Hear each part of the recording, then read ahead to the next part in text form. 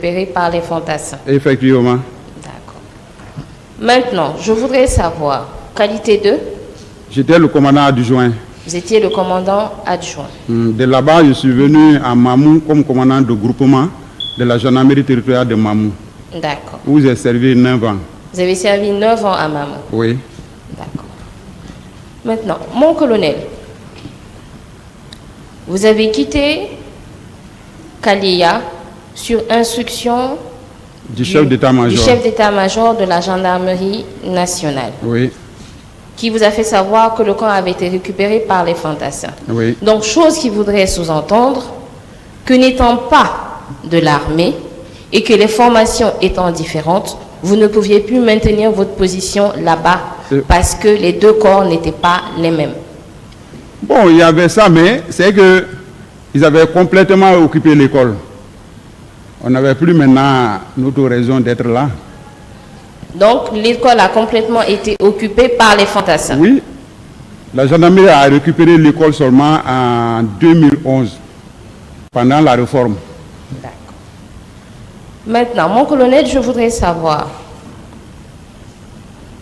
on vous a demandé ici si, à votre connaissance, des recrues ont quitté Kaléa. Vous nous avez fait savoir qu'à votre connaissance, non. Si les recrues, à votre connaissance, n'ont pas quitté Kaléa, et ceux qui sont partis sur les lieux, nous estimons qu'ils avaient déjà une certaine expérience, un certain maniement des armes. Est-ce que ces personnes ne viendraient pas des premiers ou deuxièmes recrutements qui avaient été faits sous l'égide du CNDD à l'époque? Oui, mais celui qui m'a dénoncé pour que je sois devant cette barre, il avait dit, que les éléments sont venus du centre d'instruction de l'armée de mer. Il avait dit. C'est après, 13 ans après, quand il a dit 13 ans après, il a changé de version. Je vous remercie, Monsieur le Président. Merci, Monsieur le Président, Messieurs les assesseurs. Colonel, bienvenue. Président Maître. De l'autre côté, on vous a posé la question de savoir si il était prouvé que les gens sont partis de Kaléa pour aller perpétrer des massacres au stade. Est-ce que, à supposer que ça soit le cas, est-ce que ça c'est de votre responsabilité? Ça ne relève pas de moi. Parce que c'est des éléments que moi je n'avais pas de contrôle sur eux. Bien. Tout à l'heure, on nous a fait lire un document qui serait venu de la région. Je précise, Monsieur le Président, que cette pièce ne figure pas dans le dossier de colonel Bienvenu. En tout état de cause, nous allons nous évertuer à en parler. On vous dit, on oppose à l'acte qui vous a envoyé à Kaléa une lettre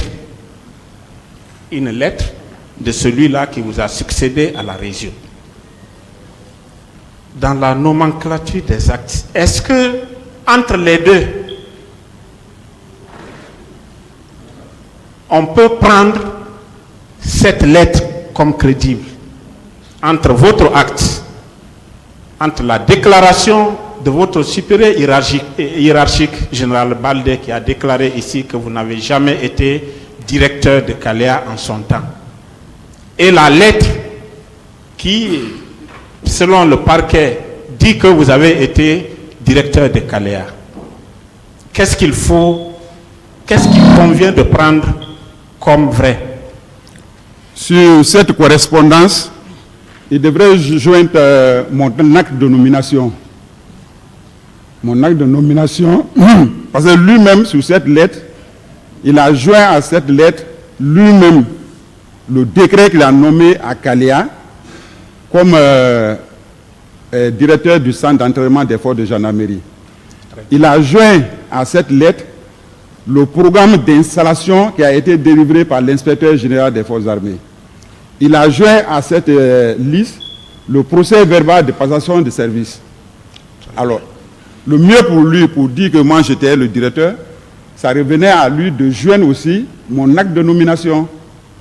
Bien. Et il se trouve que éléments qui ont été demandés, qui lui ont été demandés, il a répondu à ça dans un premier temps, selon la lecture du parquet. Il a déclaré qu'il n'y existe aucun registre. C'est-à-dire qu'il n'y a aucune archive concernant la période. Mais il ajoute que selon les informations, il y a eu ça. Est-ce que vous pensez qu'une telle façon de répondre à un courrier avec des éléments précis est crédible? Ce n'est pas du tout crédible. Surtout que c'est un officier de police judiciaire. Il ne doit pas travailler comme ça. S'il doit renseigner le parquet, il doit donner au parquet quelque chose qui est fiable. Très bien. Est-ce que par là, on peut considérer qu'en déclarant que vous étiez le directeur de centre, la période indiquée, c'est-à-dire 2009, la période 2009-2010, en supposant ainsi, est-ce que ce ne sont pas des contre-vérités au regard de l'acte qui vous envoie à Kalea et au regard de la déclaration du général Baldé qui était votre supérieur à vous tous? Mais c'est des contre-vérités. Des contre-vérités. Bien. Durant tout votre cursus, vous avez dit que vous avez fait 9 ans à Mamou. Affirmatif. Est-ce que là-bas, vous avez cumulé les fonctions d'OPJ? Est-ce que vous aviez l'habilitation d'OPJ lorsque vous étiez à Mamou? Si, j'ai été plusieurs fois habilité par le procureur général de la ville de Conakry. Bien. Durant votre passage, pendant ces 9 ans, Oui. est-ce que vous avez une seule fois été interpellé pour quelque manquement que ce soit, aussi bien par votre supérieur hiérarchique de façon administrative et votre supérieur sur le plan juridictionnel? À ma connaissance, non.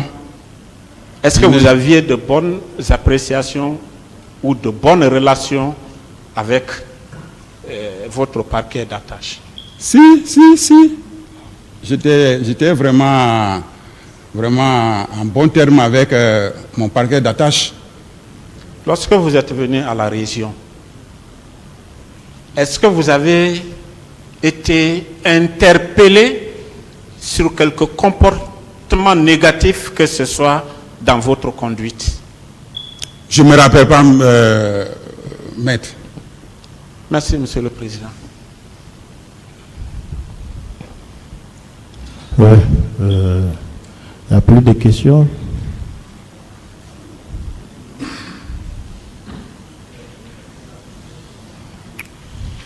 Le micro.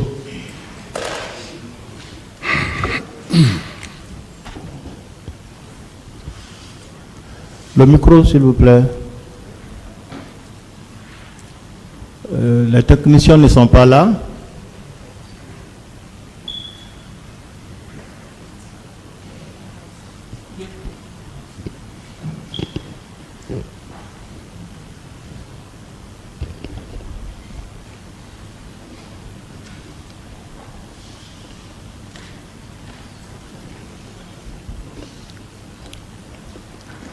Merci, Monsieur le Président. Monsieur le Président, honorable assesseur du tribunal criminel, il résulte de l'information de l'ordonnance de renvoi que l'accusé est poursuivi pour des faits de complicité, d'assassinat, de viol, de torture et autres infractions.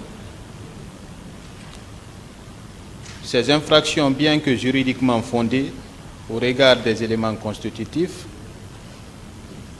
ces qualifications ne prennent pas pleinement en compte de la nature, de l'ampleur et du contexte dans lesquels les faits ont été commis.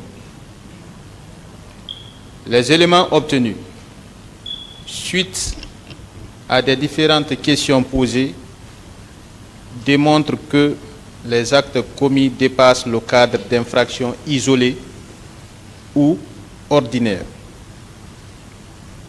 Alors, attendu que les faits s'inscrivent dans le cadre d'une attaque généralisée en raison de leur ampleur, du nombre des victimes et en raison de leur caractère organisé, planifié et méthodique,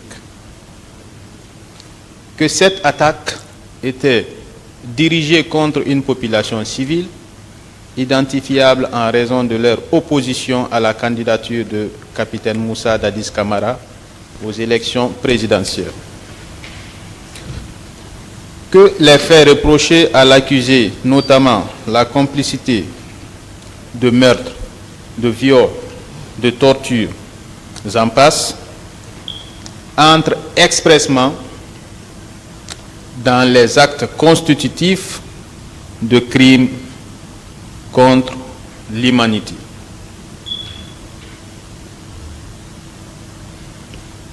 Tels que définis par les articles 194 et 198 du Code pénal, ainsi que l'article 7 du statut de Rome. Que le colonel Bienvenu Lama, en sa qualité d'instructeur et l'unique autorité du centre de formation de Kalea au moment des faits, exerçait une autorité et un contrôle effectif sur les recrues qui ont commis d'abominables infractions au stade du 28 septembre.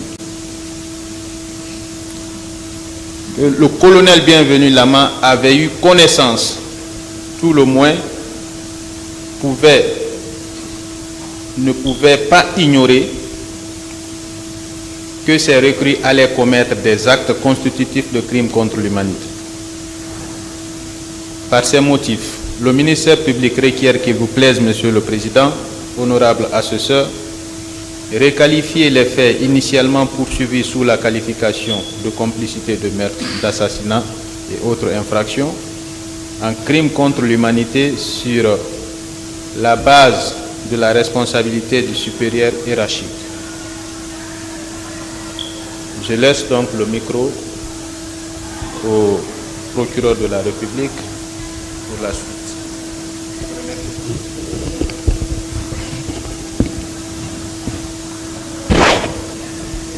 Alors, merci, Monsieur le Président.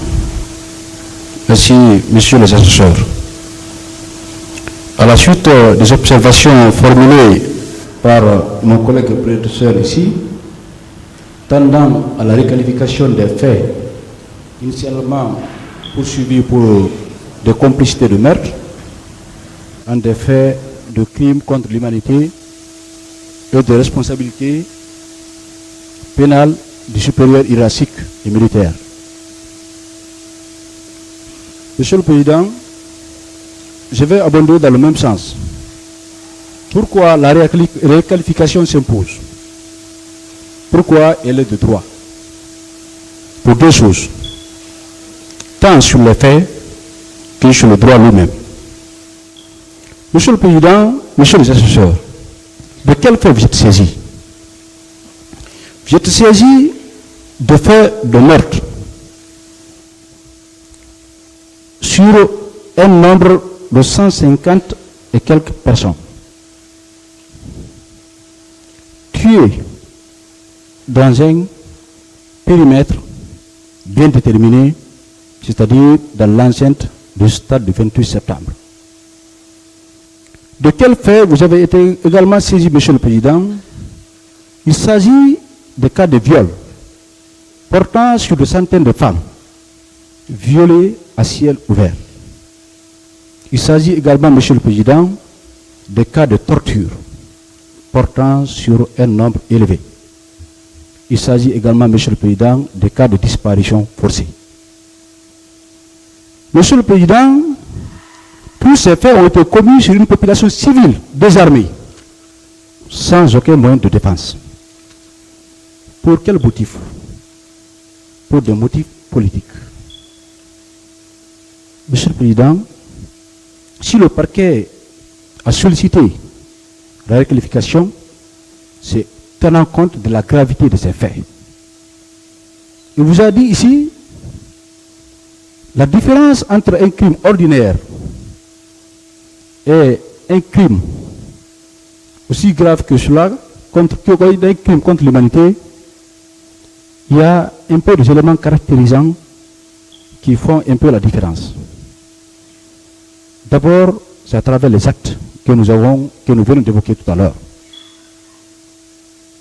Mais aussi, Monsieur le Président, surtout le contexte dans lequel ces actes ont été commis. Je vous ai rappelé ici, Monsieur le Président, ces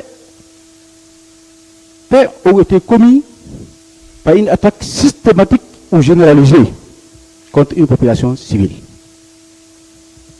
Et Monsieur le Président, ceux-là qui ont commis ces actes savaient le résultat qu'ils voulaient obtenir. Ça, Monsieur le Président, c'est constant. Quand vous prenez également la requalification de la responsabilité pénale du supérieur hiérarchique ou militaire, là également, Monsieur le Président, vous comprendrez que en droit guinéen, comme en droit international, les faits que nous avons débattus ici également s'imposent. Si vous avez un responsable militaire, un officier de la gendarmerie, qui au moment des faits assumait une certaine autorité, dont une bonne partie de ceux-là qui ont commis ce massacre, ce jour au stade du 28 septembre, il avait la lourde responsabilité d'en assurer l'autorité, n'a rien fait, ni prévenir, ni empêcher que ceux-là se rendent au stade pour commettre ces actes. Monsieur le Président, en droit guinéen, comme dans les lois internationales, on dit cet officier-là, Monsieur le Président, peut être poursuivi personnellement pour ses propres faits, pour ses propres actes, mais aussi pour les actes de ses subordonnés. Ça, cette disposition est prévue par l'article 28 du statut de Rome. Cette disposition est reproduite également dans l'article 198 du Code pénal, Monsieur le Président. Vous comprendrez, Monsieur le Président, qu'au regard des faits, qu'au regard des éléments de droit, la requalification s'impose. Monsieur le Président, il y a eu un précédent sur le jugement numéro 019, 31 juillet, Monsieur le Président, rendu par le même tribunal. Monsieur le Président, ça c'est en 2024 ici, tout récemment. Lors de ce jugement, Monsieur le Président, les mêmes faits ont été soumis à l'appréciation de ce même tribunal. Et Monsieur le Président, il est ressorti des débats également que ces mêmes faits constituaient plutôt des infractions de crimes contre l'humanité et de la responsabilité supérieure du chef hiérarchique et militaire. Le tribunal d'alors a accédé à cette demande de requalification. Et c'est sur la base des mêmes faits, Monsieur le Président, que le colonel Bien Lama est poursuivi, au même titre que les autres. Que ce soit M. Moussa Dadis Kamara, colonel Thiebour Kamara, colonel Bien Lama ont été poursuivis pour les mêmes faits. Pour s'en convaincre, M. le Président, toujours sur la base légale, quand vous prenez les dispositions des articles préliminaires du Code de procédure pénale, un de ces alinéas 5, qui vous dit des personnes qui se trouvent dans des conditions semblables, poursuivies pour les mêmes infractions, doivent être jugées selon les mêmes règles. Ça, c'est la disposition des articles préliminaires du Code de procédure pénale, ou du Code de procédure pénale, qui en dit, Monsieur le Président, comme le Thiebour Kamara et les autres qui ont été jugés par ce tribunal sont poursuivis pour les mêmes faits. Donc, on doit les juger selon les mêmes règles, c'est-à-dire la même qualification, Monsieur le Président. Et le ministre public que nous représentons ici n'a aucun doute que vous allez accéder à notre demande. Telles sont mes observations. Je vous remercie. La partie civile sur la demande de requalification sollicitée par le ministère public.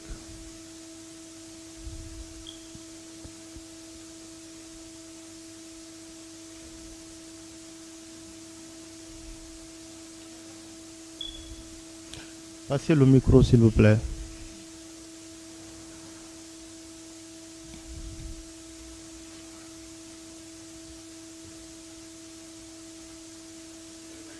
Monsieur le Président, honorable assesseur, à la suite donc du ministère public, nous estimons qu'il est tout à fait opportun que les faits soient requalifiés pour les arguments tantôt développés par le ministère public relatifs déjà sur l'attaque généralisée ou systématique et aussi la connaissance de l'attaque. Ces éléments concrets ont été déjà développés amplement par le ministère public sur lesquels je ne vais pas revenir. Et ensuite, il est question aujourd'hui de ne pas perdre de vue que sur les mêmes faits, un jugement a déjà été rendu le 31 juillet 2024, donc qui a requalifié les faits dont les condamnés ont été poursuivis. Donc, pour la même pratique, Monsieur le Président, pour rester cohérent concernant l'examen des mêmes faits, nous estimons qu'effectivement, il est important que ces faits-là soient requalifiés. Plutôt que de parler de complicité, on peut également parler de crimes contre l'humanité. Et la base légale, elle a été évoquée par le ministère public. Déjà dans notre code de procédure civile, il y a ces qualifications, ces crimes ont déjà été internalisés, mais bien avant, en 2003 déjà, l'acte, le statut de Rome a déjà été ratifié par notre pays. Donc, que ce soit en considération du fait que le statut de Rome avait déjà été ratifié par la Guinée, et ensuite, par la jurisprudence qui est devenue, qu'on peut invoquer, concernant notamment sur le jugement qui a été rendu le 31 juillet 2024. Donc, pour ces deux motifs, Monsieur le Président, sans trop s'attarder sur des concepts, nous estimons que pour gagner en temps que, effectivement, nous souscrivons à la requalification des faits. Et je vous remercie, Monsieur le Président, honorable assesseur.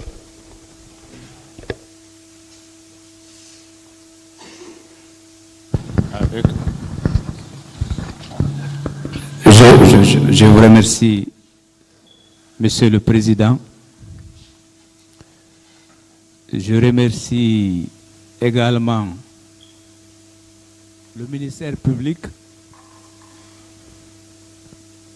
qui a posé la question dès le début des audiences.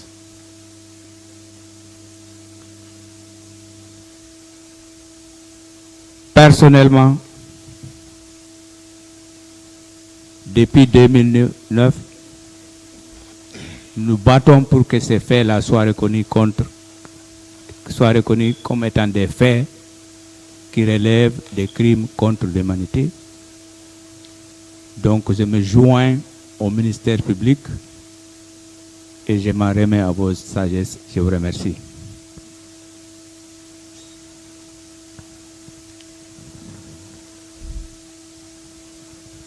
La partie civile a fini.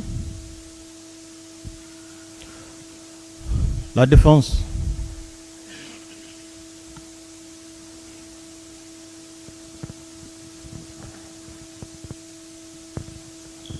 Monsieur le Président,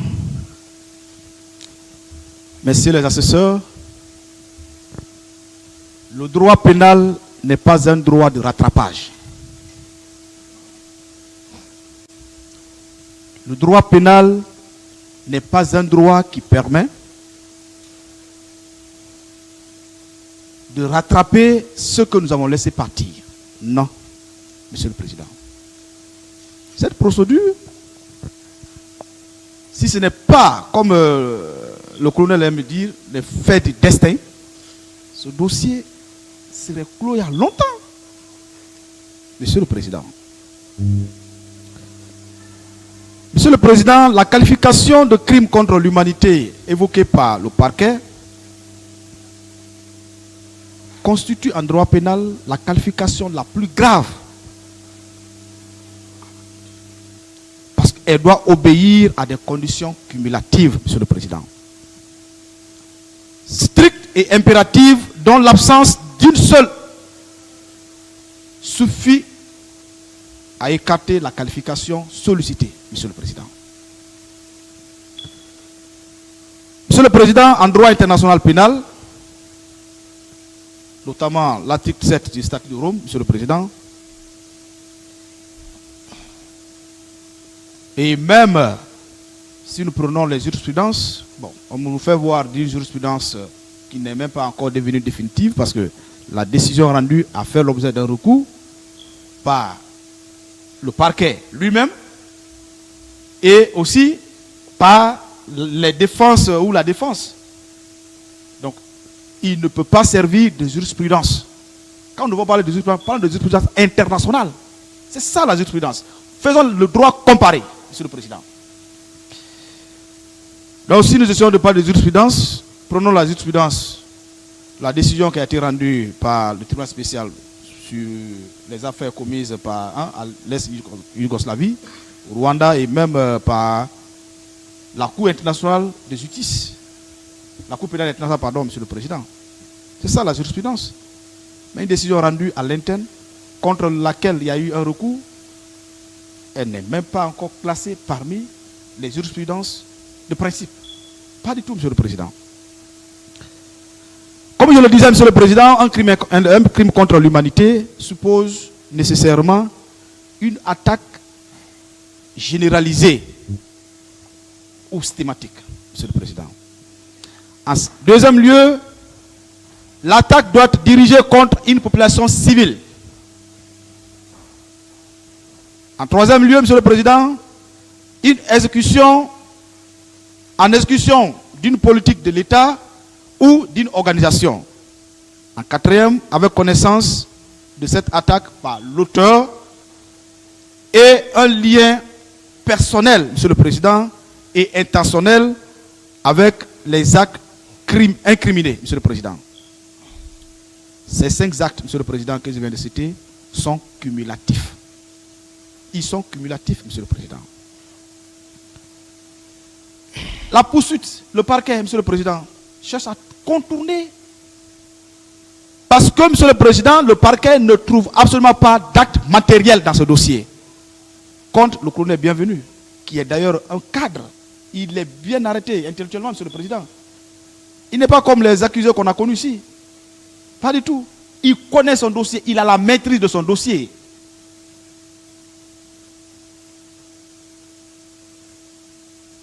Cette responsabilité qu'on parle, Monsieur le Président, elle n'est pas automatique. La responsabilité du supérieur, elle n'est pas automatique. Monsieur le Président, elle ne se présume pas. Il faut qu'il y ait des actes matériels, Monsieur le Président. L'article 28 de du code du statut de Rome, l'acte uniforme, pardon, du code du statut de Rome, pardon, Monsieur le Président, sur la responsabilité du supérieur hiérarchique, essaye d'énumérer 3 conditions. Donc, Monsieur le Président, le lien hiérarchique effectif, Monsieur le Président. Ça veut dire, ceux-là qui ont agi doivent être placés directement sous l'autorité de celui qui est poursuivi. L'autorité doit avoir une connaissance réelle, Monsieur le Président, ou constructive des infractions qui doivent être commises, Monsieur le Président.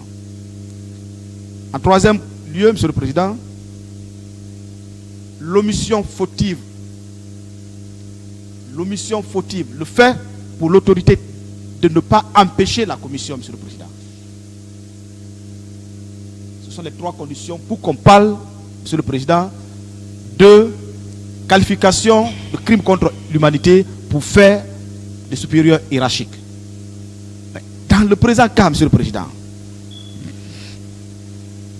le colonel Bienvenu aucun acte, Monsieur le Président, n'a été prouvé là, n'a été démontré là, n'a été placé par devant lui, confronté à cet acte, Monsieur le Président, comme pour dire il avait sous sa responsabilité une équipe, un groupe de personnes qui étaient appelées à aller commettre tel ou tel crime, Monsieur le Président.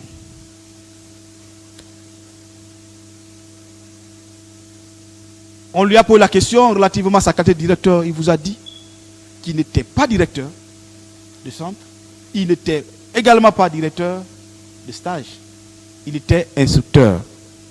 Un instructeur, c'est un enseignant, comme nous le connaissons, comme nous avons tous bénéficié, Monsieur le Président. Il vient, il enseigne et quitte.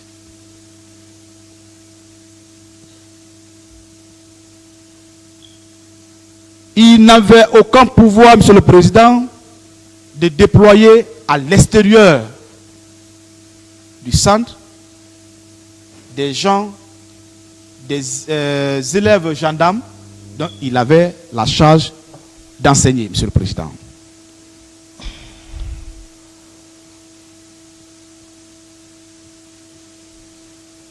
Aucun acte, Monsieur le Président, n'a également prouvé la chaîne de commandement dont lui, il était détenteur, Monsieur le Président. Monsieur le Président, le parquet, il est en cours d'argument.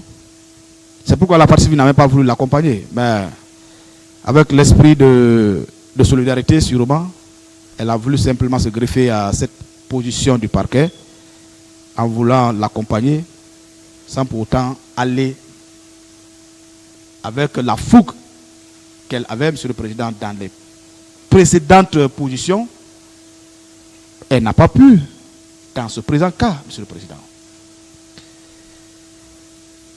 Monsieur le Président,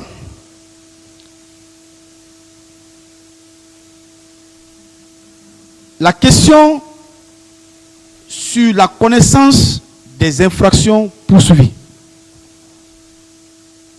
Monsieur le Président, le colonel Bienvenu vous a dit là, ni à la veille, ni les jours suivants, il n'était pas sorti du centre.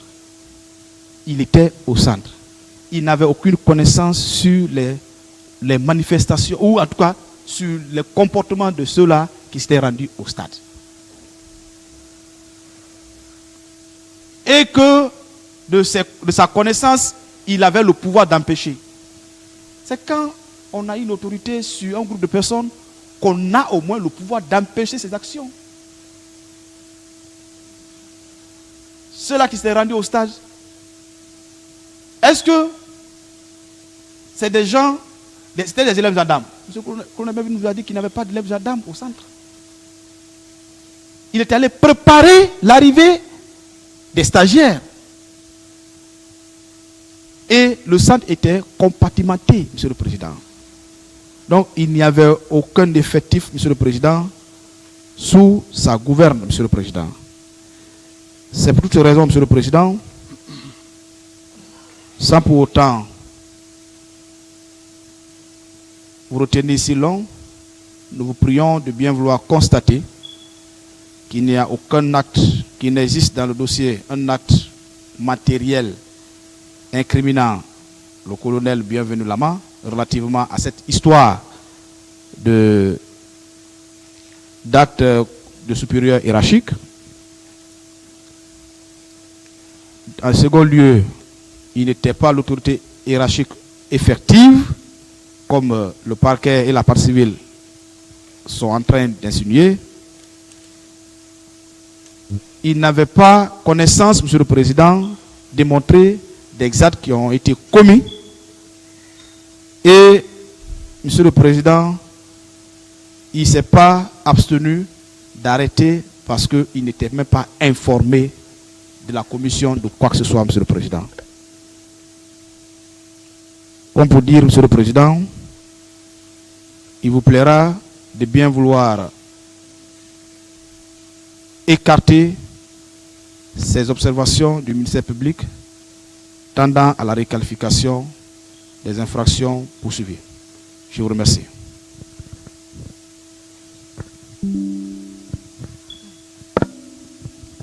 Merci, Monsieur le Président, honorable assesseur. Relativement aux observations du ministère public, pour enchérir à la suite de mon confrère, il est acquis ici au débat qu'aucun acte ne vous a été déposé, confirmant que le colonel Bienvenu Lama, ici présent, au moment des faits, était le directeur du centre de Kalea. Donc, il n'était pas un chef hiérarchique au moment des faits, ayant des subordonnés sous sa coupole. Premier élément. Le second élément, il l'a dit ici à la barre, il a appris comme tout le monde les événements relatifs au 28 septembre 2009. Comment pouvait-il s'y opposer? Comment pouvait-il entraver à cela? Il ne le savait pas. Monsieur le Président, honorable assesseur, un chef militaire, c'est une personne qui a des individus sous sa coupole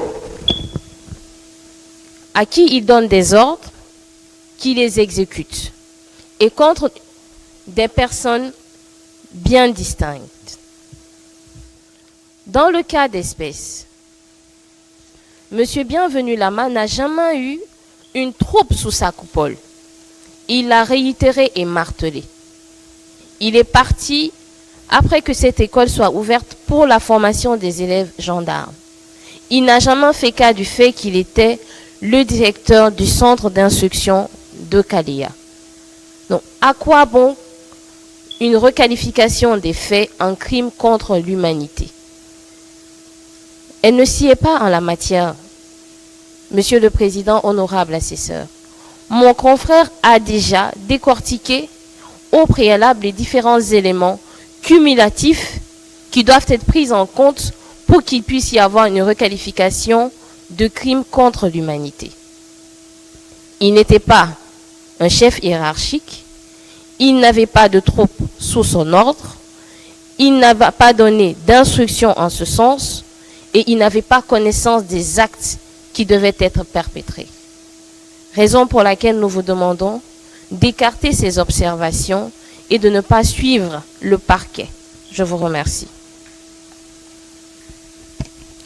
Monsieur le Président, pour emboîter le pas à mes distingués confrères, je ne comprends pas pourquoi le parquet lui-même qui a enclenché cette procédure n'a pas évoqué cela devant le cabinet d'instruction. Il faut toujours attendre pour qu'on vienne ici. On est déjà très avancé dans les débats pour l'évoquer. Mes prédécesseurs ont déjà suffisamment expliqué qu'en l'espèce, c'est d'abord un justiciable qui a bénéficié d'un non-lieu de la première instance à la Cour suprême.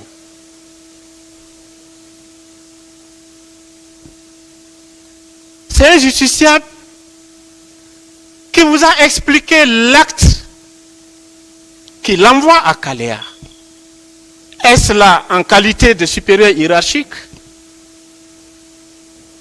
ou en qualité d'exécutant?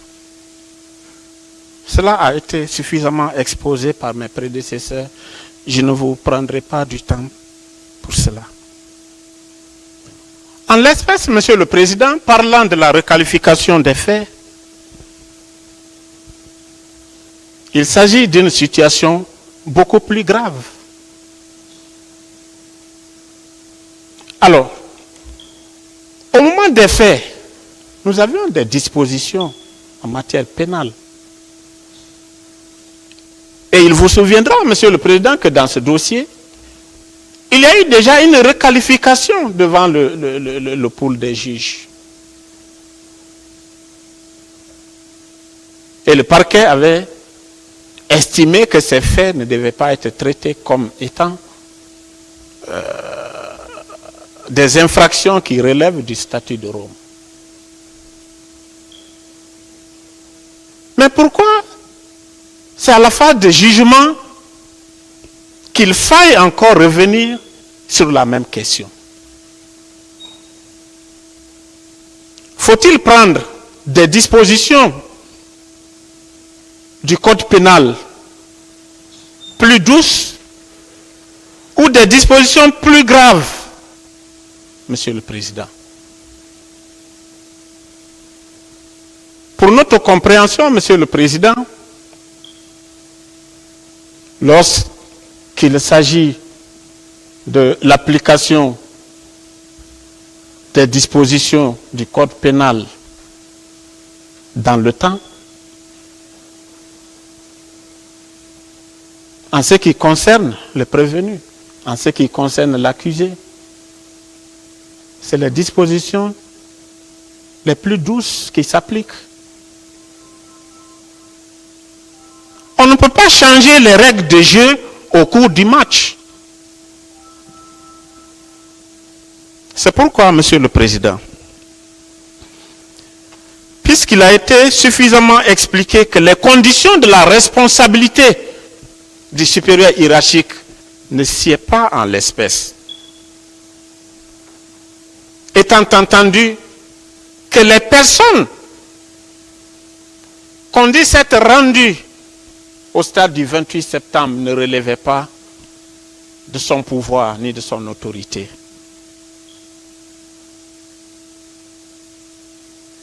Étant entendu qu'ils n'avaient pas connaissance de ce que ces personnes devaient aller exécuter au stade. Étant entendu qu'il n'était pas lui-même à mesure de prendre aucune disposition en ce sens qui n'en était pas leur supérieur hiérarchique,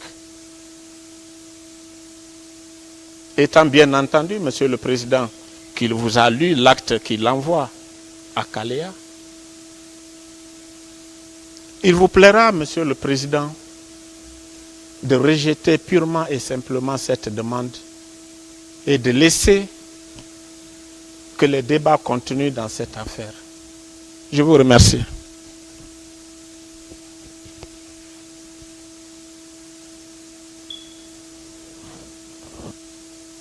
Oui, le ministère public a quelque chose à ajouter.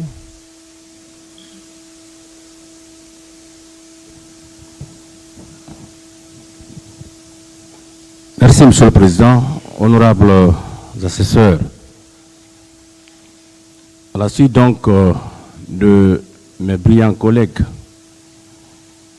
je me trouve dans l'obligation de prendre la parole pour davantage renforcer ce que mes brillants collègues ont eu à développer. Monsieur le Président, ce qui fonde le ministère public à soulever cette question de requalification, c'est d'abord les dispositions de l'article 405 du Code de procédure pénale. Parce que cet article permet au ministère public, à toutes les phases de la procédure, de soulever cette question de requalification. Aussi, Monsieur le Président, ce qu'il faut dire, c'est que l'accusé ici affirme qu'à la date du 28 septembre 2009, il était bel et bien à Kalea. Or, Monsieur le Président, il est de notoriété publique, comme d'ailleurs l'atteste le jugement du 31 juillet 2024, que 300 recrues ont quitté Kalea pour venir perpétrer ces massacres au 28 septembre. Ça, c'est une évidence, Monsieur le Président. Et l'accusé à la barre vous a dit que le 28 septembre, il était bel et bien à Kalea, même s'il n'y avait aucun élève gendarme en formation.